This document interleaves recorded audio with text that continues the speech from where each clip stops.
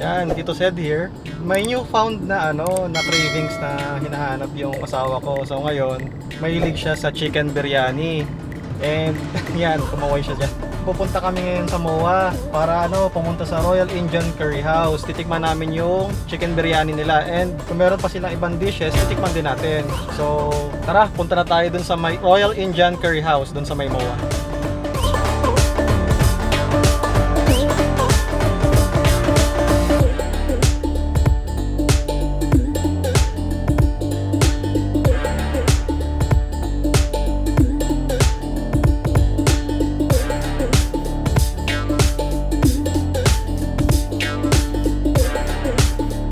Yan, nandito na tayo sa may seaside, sa by the bay ng MOA.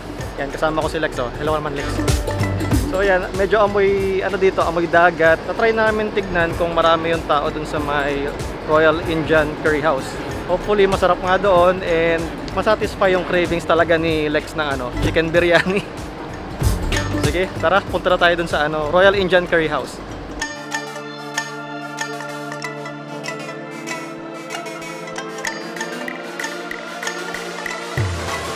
Ayan, nandito na kami sa may Royal Indian Curry House.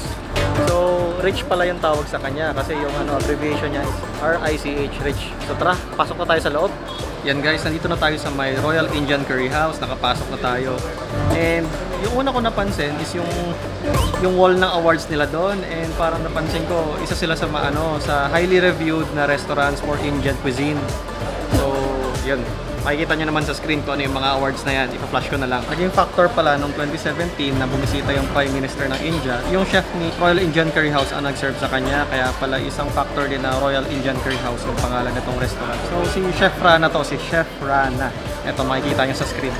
Ordering ko dito ngayon ay yung dal soup. Gawa yun sa lentil. So tawag naman talaga sa kanya is lentil soup. Ang sunod natin na orderin is yung moton nila. Moton meaning adult chip yung kakainin natin. Ang meat daw nito ay parang beef. Ang luto naman ng moton nila is yung lalmas. Maanghang nilang luto kasi medyo masarap yung itsura niya. And orange kung makikita mo, red na red tas orange. Pero anyway, mamaya matitikman natin kung kaya ni Tito Sed yung anghang ng lalmas. Yung order ko rin naman na tinapay is yung garlic naan. So yung garlic naan mamaya natin, isasawsaw natin yun dun sa may lentil soup natin at saka dun sa may lalmas kasi mas mas masusulit yung sarsa ng lalmas kapag ginamit mo yung tinapay nilang garlic naan.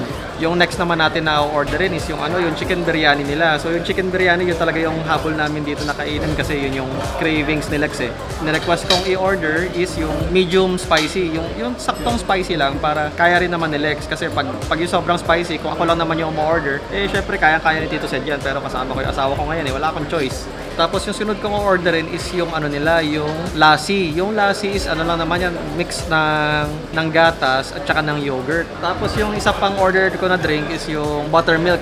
Mamaya matitikman natin kung ano yung feel ng ganung drink. Tapos naman yung yung dessert natin, yung gulab jamun. Hindi ko alam kung paano basahin, gulab hamon ba, gulab jamun or whatever. Pero yung gulab jamun is lang naman siya, deep fried na may dough sa loob. Hindi ko alam kung anong lasa niya. Pero meron din siyang arnibal para sa sauce niya. Yan, makikita nyo naman sa sa menu.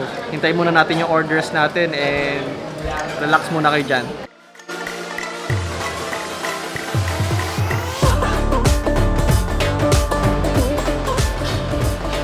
Garlic na po.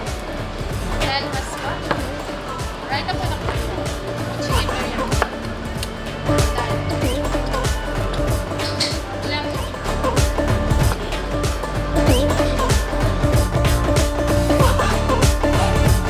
Yan, dumating na yung orders natin sa galing sa kusina. Yan, tikman na natin yung yung soup muna nila, lentil soup or yung dal soup nila. Ito yung dal soup nila. Yan, medyo mainit-init pa, umuusok-usok pa. So yung dal soup nila, kung makikita nyo, yung consistency niya, medyo parang puree na yung mixture. So medyo heavy yung feeling nito kasi medyo creamy and malapot siya kung makikita nyo. Bango.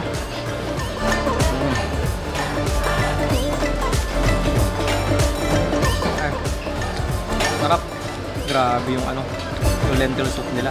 Yung lentil soup nila, lasa siyang creamy siya and may slight na sweetness and may pagka-salty. Kung alam nyo naman yung munggo natin sa Pilipinas, parang ganun yung lasa niya. Parang lasang munggo pero may additional pa siyang herbs and spices. Piling ko 5 spice, cumin or turmeric. Pero halo-halo kasi kaya hindi ko alam kung ano yung nilagay nilang ingredient. Must try yung ano nila, lentil soup nila dito. Talagang ano, Indian cuisine siya.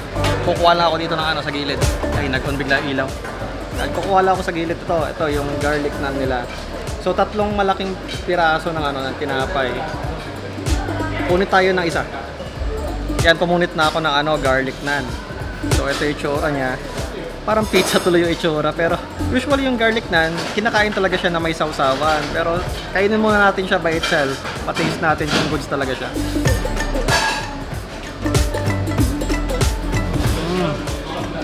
Sarap ng garlic na nila. Tinapay, malambot. Pag nanon mo na, nanguya. Pero yung unang kagat, may pagka-crispy yung unang kagat niya. Tapos yung ano, yung garlic, nako, garlic yung tinapay talaga. Lasang-lasa mo yung garlic. Tapos medyo buttery yung ano, yung mismong dough. So overall, itong garlic na, kailangan yung orderin para sa breads nila. Yan, may binigay kasi sa akin ano, mga sausawan dito. Meron tamarind, ito makikita niyo sa screen yung tamarind paste, tapos yung mint, and then yung chili sauce nila. Tikman natin gamit nitong ano, garlic naan. Yan, ito yung ano, garlic naan na may onting tamarind na sauce.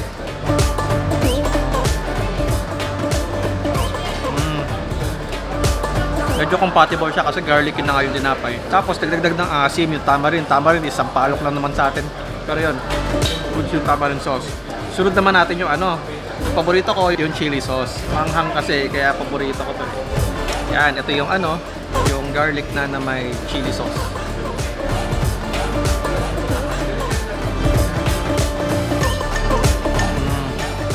Yung chili sauce, hindi lang siya puro anghang. Lasa mo rin yung ano, mismong chili, and tapos may onting manamis-namis na flavor dun sa chili sauce niya. Anghang siya guys, pero mukhang kayang-kaya naman ni ano, ni Tito Sen. Yan, last natin yung ano, mint nila na ano, na sauce. Yan, sausaw na natin yung ano, yung naan sa mint. Yan, ito na yung ano, yung naan na may mint. Tikman na natin. Oh. Good yung sausaw nilang mint, ah. Medyo herby yung flavor niya and nagpapa-cool down dun sa ano, sa lalamunan ko kasi kanina chili yung inuna ko, di ba? Ay, hagod sa ano, sa lalamunan. Masarap yung mint na sauce nila. Yan, sunod natin na dish yung ano, yung Rajasthani Lalmans. Rajasthani Lalmans siya kasi nag-originate daw siya sa Rajasthani sa India. Ito, ano na to, mutton recipe na to. So yan, makikita nyo sa screen na ang laki ng serving. Medyo, yan, ito yung kamay ko. Yung kamay ko for comparison. Malalim yung dish eh. Tapos kung titignan mo siya, yung chili niya, parang nakaka-intimidate yung anghang. Malalaman naman natin kasi titikman naman natin kung kaya ni Tito Sen. Yan, kukuha muna ako ng isang pirasong meat galing dito sa ano, sa pot. Tusok ko lang. Yan, isang pirasong meat. Grabe, oh, punong-puno ng sarsa. Ito na yung isang pirasong mutton galing dun sa Lalmans. Subo na natin.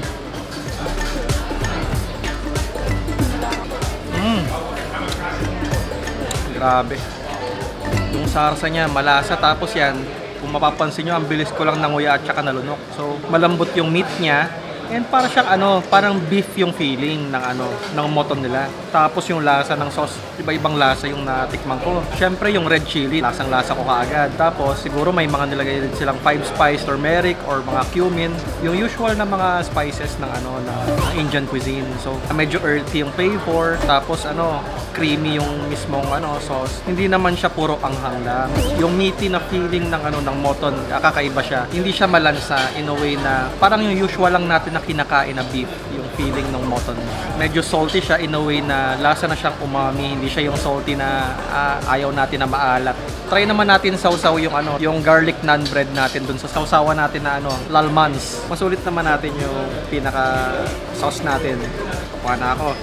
Sausaw natin dun sa ano, Lalmans. Garlic naan natin, meron ng ano, yan, ang yan na ano, tignan. Subo na natin.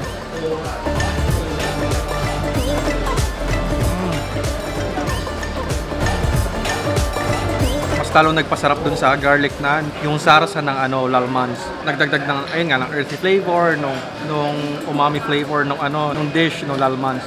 Sobrang creamy, tapos sobrang ano rin. Sobrang sinful kasi in a way na feeling ko yung ano, yung juices at saka ng fat nung mutton nandun sa ano, nandun na umapit na dun sa ano, sa garlic naan. So overall itong ano, Lalmans nila, must try dito sa ano, sa Royal Indian Curry House. Try naman natin isawsaw yung garlic naan dun sa sa lentil soup. Yan. Pa tayo na isang malaking punit ng garlic naan. Yan. Lentil soup.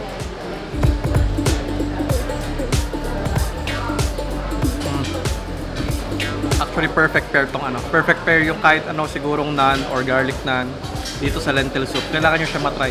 Yung pagka-creamy niya, yung pagka-saltiness ng beans, yung lentil, and yung pagka-slight sweetness nung kung ano man nilagay, carrots, and yung mga herbs and spices na kumapit, nandun siya. Sobrang sarap niya, guys. Kailangan nyo matry itong garlic naan kasama nitong lentil soup. Ayan, medyo marami na tayong natikman na pagkain nila para ma-wash off ng onti yung yung palat natin or panlasa. Tikman na muna natin yung lassi nila. Ito yung lassi nila. Yung lassi nila, yung may almond sa ibabaw na drink. So, yan. Tikman natin.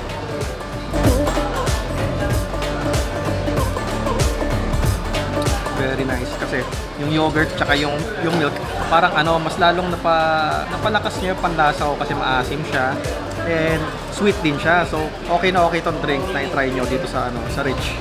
Yung next dish natin, ito yung yung dish na shared namin ni Lex. Bubuklatin na natin yung yung chicken biryani nila.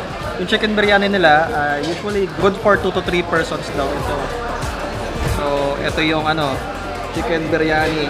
Wala pa kayo makikita na na chicken diyan sa ibabaw kasi yung chicken biryani kasi nakailalim yung chicken dun sa kanin. So, makikita nyo, ang daming basmati rice na nakalagay, oh. Tara, buklatin muna natin. Yan, so pinag-aatian na namin ni Lex yung chicken biryani. Ito yung share ko ng chicken biryani muna. Mamaya magre-refill na lang kung kailangan. Pero kung makikita nyo, yung mga manok na pieces dyan, hindi siya buo-buo. So medyo hiwa-hiwalay siya. Siguro yung yung cooking process, talagang nag-break down yung chicken. Kasi yung manok kasi, usually, sinasaing din kasama ng kanin. Kuha na tayo ng isang serving, isang spoonful ng chicken biryani. Huwag natin kalimutan, meron pa pala silang yogurt sauce. Garlic yogurt sauce siguro to. Tikman muna natin yung yung chicken biryani na walang yogurt sauce and then merong yogurt sauce. Ito na yung spoonful natin ng ng chicken biryani.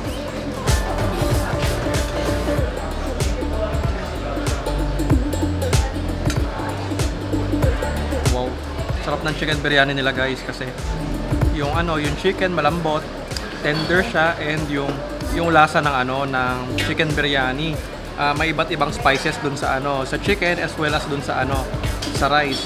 Yung rice nila, naramdaman ko yung lasa ng ng mint, ng cumin. May hint rin ng cinnamon at saka star anise yung dish na kung ano mang spices, medyo peppery siya.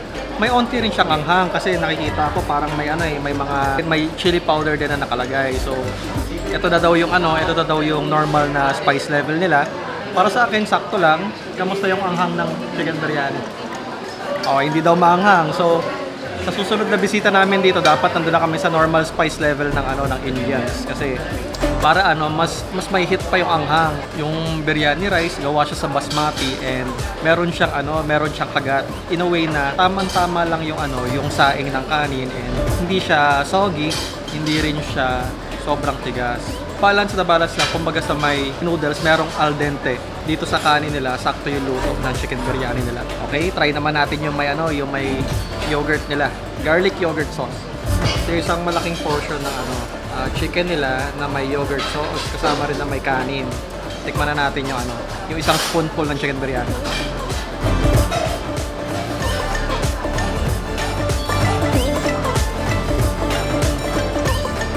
Sarap niya, guys. Itong yogurt sauce nila, nagpalight din ng dish kasi ang dami-daming spices nung nilagay 'di ba sa may chicken biryani, pero itong yogurt sauce ay dagdag ng may slight tanginess and sweetness yung yogurt sauce. May pagka-garlicky rin pero may slight hint lang, pero hindi naman nag-overwhelm yung garlicky na feeling niya. So overall, ang dami nilang ingredients na sinama dito sa chicken biryani nila. Kailangan nyo mapuntahan kasi ito yung isa sa mga signature dishes na Indian cuisine, yung chicken biryani nila. May isa pa akong drink na itatry, itong buttermilk. So yung buttermilk, iba daw siya sa lassi eh. Malalasahan naman natin.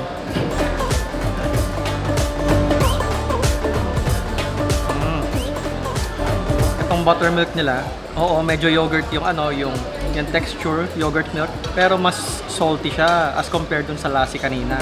Between sa lassi and sa buttermilk, mas prefer ko yung lassi kasi mahilig ako sa matamis eh. Pero itong buttermilk, dun lang naman siya nag-iba sa saltiness.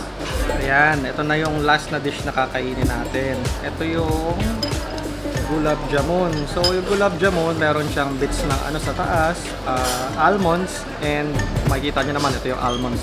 Deep fried siya, para siya mukhang, kung makikita mo sa camera talaga, mukha siyang kwek-kwek. Pero hindi to kwek-kwek ha. Oo, deep fried siya, pero yung laman niya sa loob, hindi ano ha, hindi quail egg, dough daw. So yan, bubuksan ko para makita nyo. Yan, ito yung slice ng ano, gulab jamun. So yung gulab jamun, makikita nyo, ano, dough yung gitna, tapos parang buong buo yung balat niya sa labas. Tara, tikman na natin.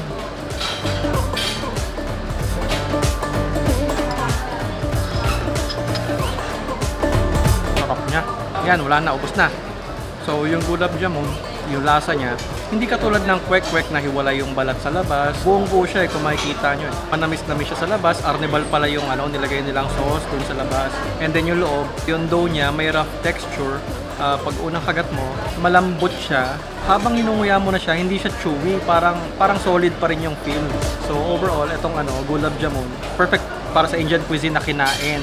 Nagtanggal siya ng ano ng feel ng mga herbs and spices na ginagamit, nawala yung anghang, yung lasang 5 spice, cumin or whatever. Kapag ano magde-dessert kayo, okay din tong ano gulab jamun nila. Yan, so tapos na kami kumain dito.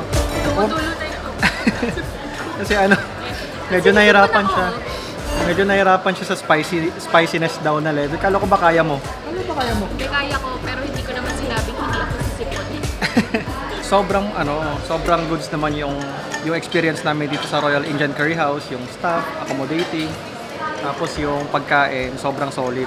Itong food nila, kung Indian ka, feeling ko magugustuhan mo rin naman dito. And kung yung typical na panlasa ng Pinoy, feeling ko ma-appreciate nyo rin yung luto nila kasi meron naman silang option na para bawasan yung spiciness level ng pagkain. Sabihan mo lang yung staff na ayaw nyo na masyadong spicy, magagawin naman nila yun.